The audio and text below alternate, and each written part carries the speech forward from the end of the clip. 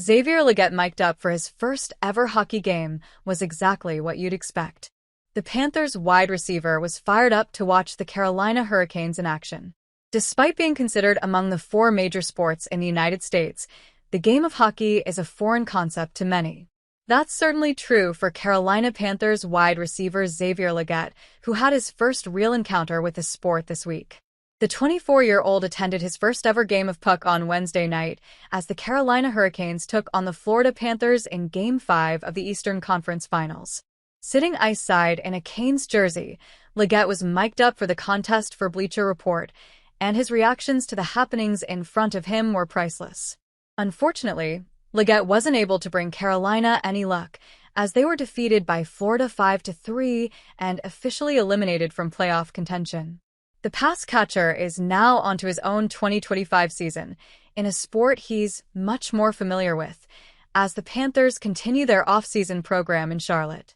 Panthers coach had classy reason for not shaking hands with Hurricanes players.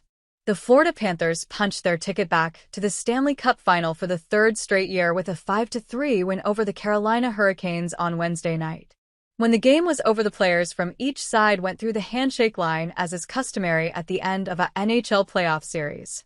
Panthers head coach Paul Maurice, however, did not go through that line. Instead, he talked Hurricanes coach Rod Brind'Amour into sitting it out with him. The decision wasn't made out of anger or disrespect. Instead, Maurice explained afterward that he felt like the coaches don't deserve to be in that line because that should just be for the players who just finished their battle. "I don't believe that the coaches should shake players' hands at the end," Maurice said. "There's this long list of people in suits and tracksuits. We had like 400 people on the ice. They're all really important to our group. But not one of them was in the game. There's something for me visually with the camera on just the men who played, blocked shots, fought for each other. It's the end of one season, it's excitement for the other. The last thing that a player on the Carolina Hurricanes deserves is 50 more guys in suits. They have no idea who they are, and that's not a negative.